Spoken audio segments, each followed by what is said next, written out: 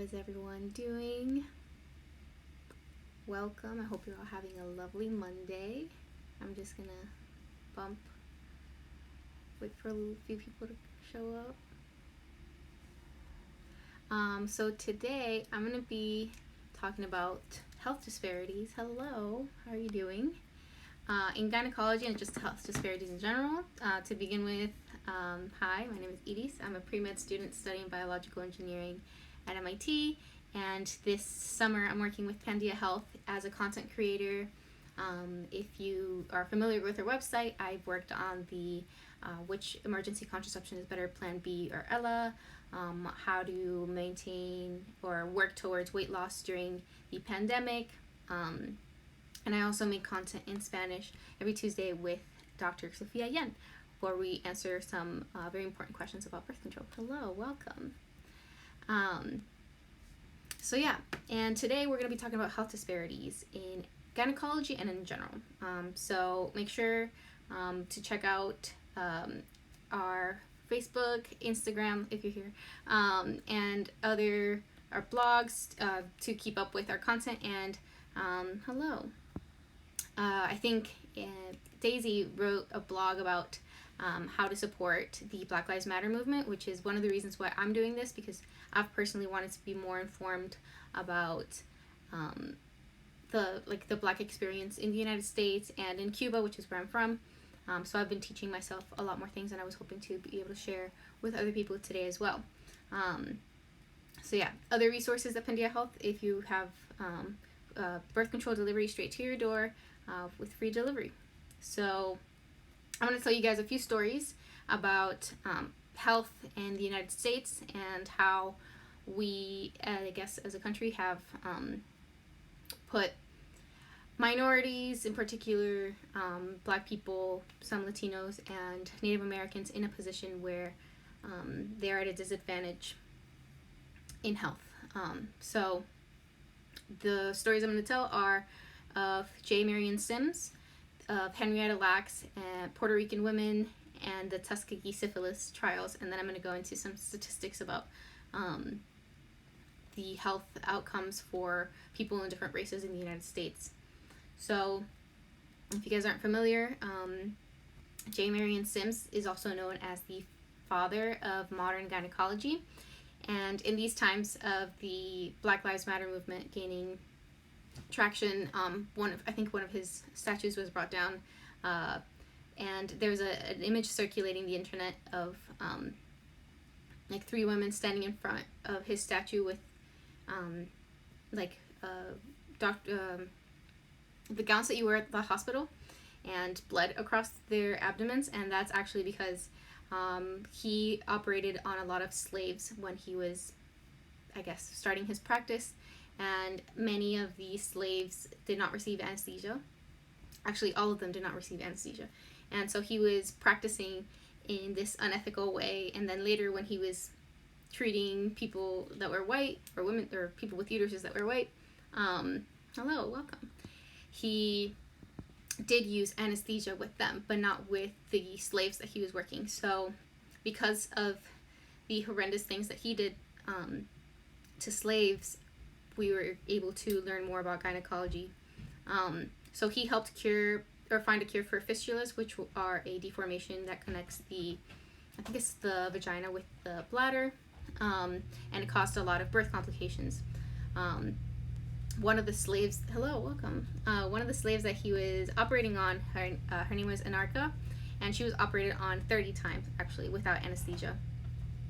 He invented the speculum and the Sims position, and I think, or it's believed that, or it's known that doctors used to believe that Black people had a lower pain tolerance, and that's something that's carried on and garnered mistrust from the Black community, rightfully so, from doctors because of this, I guess, historical trauma that they've had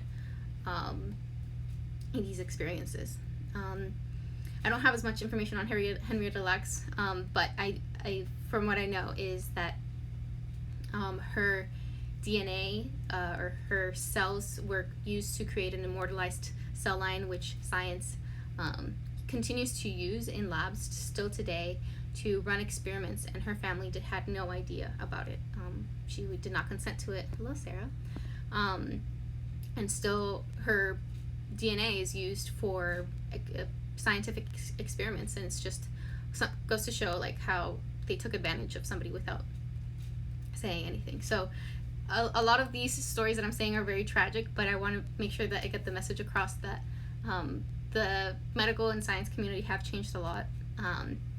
There are a lot of shortcomings in health disparities, but because of these experiences, we've learned and we've grown from them. So specifically now, moving on to Puerto Rican women, between the 1930s and the 1970s, the United States kind of ran this campaign to incentivize Puerto Rican women to get tubal ligations, but they did not perform informed consent as they should have. So about 30% of the reproductive age females in Puerto Rico were sterilized during this time, and it's believed that it was done for economic growth reasons because they wanted to control the population of Puerto Rico. And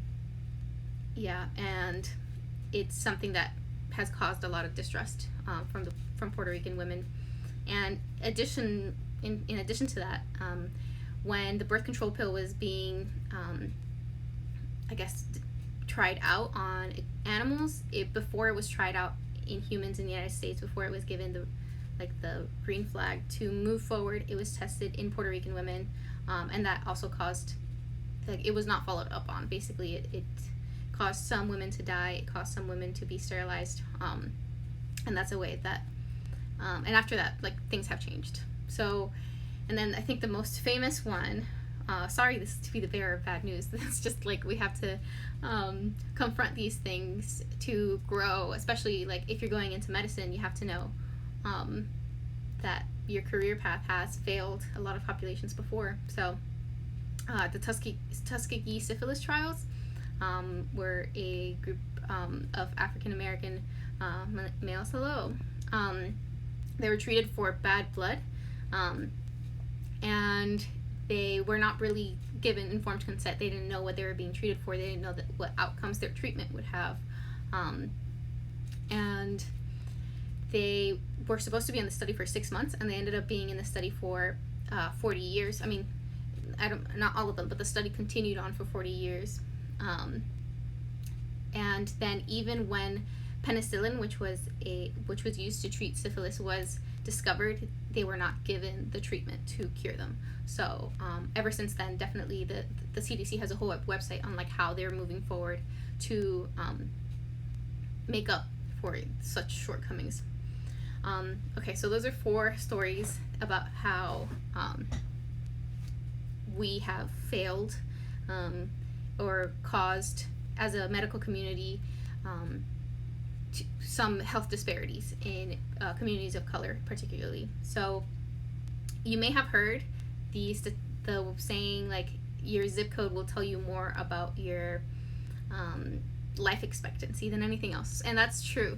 So I was looking up online a few ways to show that, and I found that in cities like Chicago, for example, in the United States, I'm just talking about the United States right now, there's a gap in life expectancy of 30 years between the highest and lowest zip code incomes. So in Chicago, it's the greatest disparity of all cities in the United States. It's 30 years.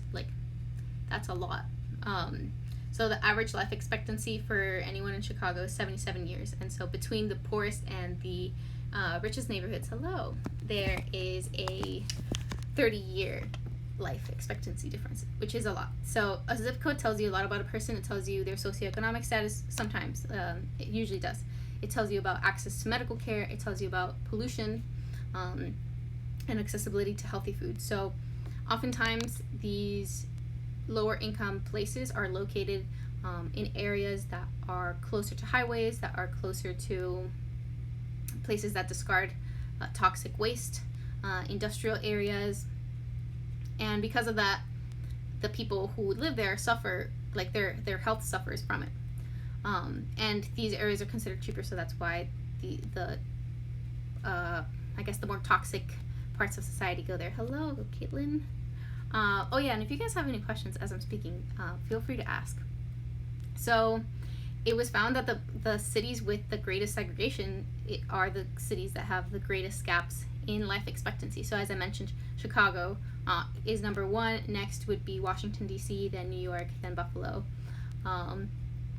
So that goes to show how big of a difference in health, income, and socioeconomic differences make. So I guess I wanted to talk about like a personal anecdote that I have because I'm speaking about my pre-med experience. So back in Boston in March, I went to shadow a nephrologist, and this nephrologist was in Chinatown. And I looked around, and each patient that we were going to talk to, I noticed that every person we were talking to was black, and there was like one Latino man, like 2 Asian men,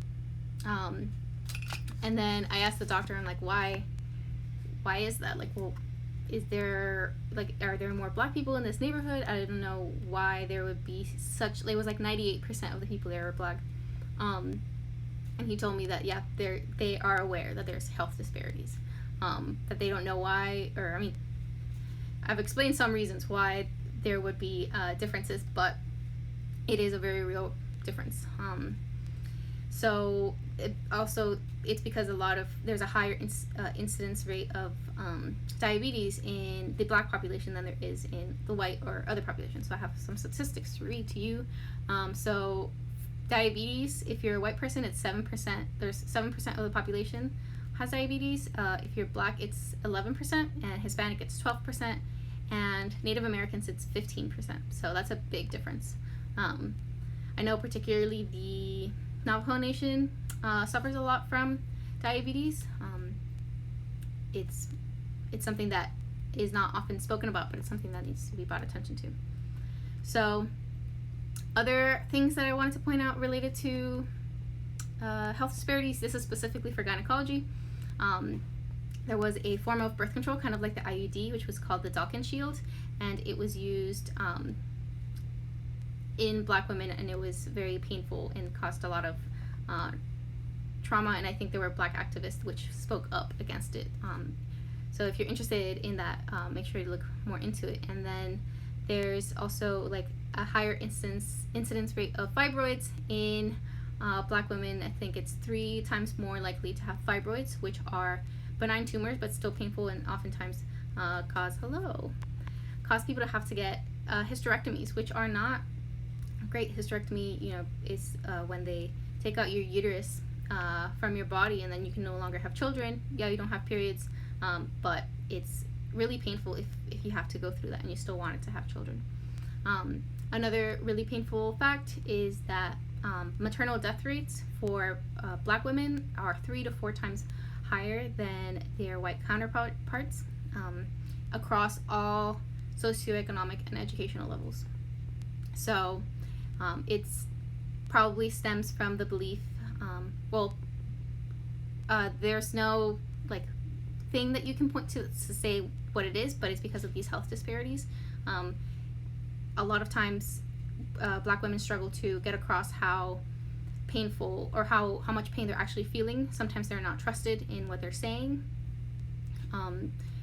It's believed that, or it used to be believed that black people had a lower tolerance for pain or had thicker skin, and that's, I guess, not something that's unlearned by physicians now. And I think health disparities is being incorporated into the medical curriculum, but it's there's doctors practicing out there that are just very old and probably don't have that knowledge. And so being aware of that and making sure that we know about this will make us better physicians and make sure that there are less health disparities in the future for other women. So yeah, that is all the facts that I had. That was a lot. So thank you for tuning in. Make sure to join me next week. I will be talking probably about a lighter subject, but I thought this was really important to talk about. So make sure to get your birth control delivered by Pandia Health. There's more links in our bio to our Facebook, our blogs. There's a lot of blogs that I write about more medical information, and yeah, if you have an active prescription, you can get it delivered for free with Pandia Health. Thank you, Caitlin. Yeah, and use the referral code IRIS, my name, Iris, IRIS. Sign up today in the link in our bio. Okay, guys, thank you for joining. Have a great day. Bye.